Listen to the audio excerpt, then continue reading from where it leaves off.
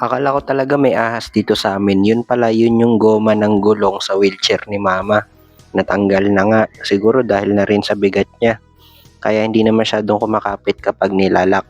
Pero okay lang naman kasi ang ginagawa ko, pinipigilan ko na lang yung gulong, inaapakan ko para pagka binuhat ko siya ay hindi uusad masyado. May mga pagkakataon nga din pala na sa gabi, bigla-bigla na lang talagang nasi-CR si mama at hindi nga siya komportable na kapag sa diaper lang, kailangan doon sa CR.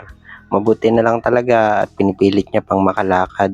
Kahit na konting hakbang lang, hinihingal na talaga siya. Sa lapad kasi ng balakang ni mama, kahit na large or extra large na yung gamit na diaper niya, kapag ginagawa namin na tinetape sa kanya, meron pa rin talagang nadudulas or naiiwang bakas doon sa wheelchair ng pinagdumihan niya. Kaya ang ginagawa namin ay dito na lang talaga sa CR. Biniro ko pa nga si mama dahil dito umutot na siya at sobrang baho talaga. Sabi ko nga, baka dito pa ako sa utot mo mamatay, hindi sa pagod. May mga times din talaga na nagtatawanan din naman kami kahit papano. Kahit pagod, kahit puyat, kahit medyo hirap. May time din naman na kapag mag-isa na lang ako, doon ako napapagod, doon ako umiiyak, doon ako nape-pressure sa buhay. Hindi ko alam kung bakit.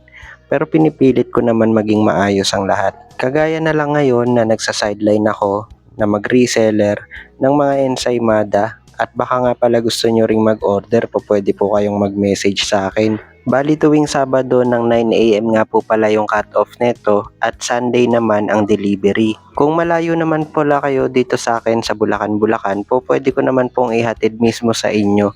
Mag-a-add na lang po ng delivery fee at Lalamove po ibe-base yung delivery charge. Pwede po yung mga ensaymada pang regalo or pang para sa mga binyag, ganun, pasunod. At sa bawat isang box po na order ninyo ay meron lang po akong komisyon doon.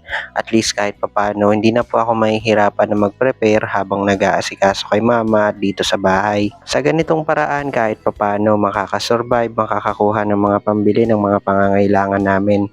Kaya naman sa mga gusto po ulit mag-order, maaari po kayong mag-message sa akin diretso or mag-comment lang po kayo doon sa post ko ng mga may picture ng ensaymada. At habang inaasikaso ko nga pala yung mga ipopost ko, tinawag ako ulit ni mama kasi nga yung wheelchair na ginagamit niya ay nadudulas na yung paa niya. Kumbaga bumaba ng masyado yung pinakatapakan. Kaya naman ito yung madalas ko ding ginagawa, umaga kahit gabi. Kusa talaga nalalaglag yung paa ni mama dahil na rin siguro sa bigat ng manas niya. At every time din na umiihi siya, palaging may tumutulo dito sa may ilalim. Kaya naman minamap ko na lang dahil nga marami pa akong basahan na hindi pa nalalabhan. Pero uunti-untiin ko hanggang sa matapos din yung lahat. Ganun naman talaga sa buhay, di ba? Dire-diretso lang tayo kahit na maraming negative na nangyayari.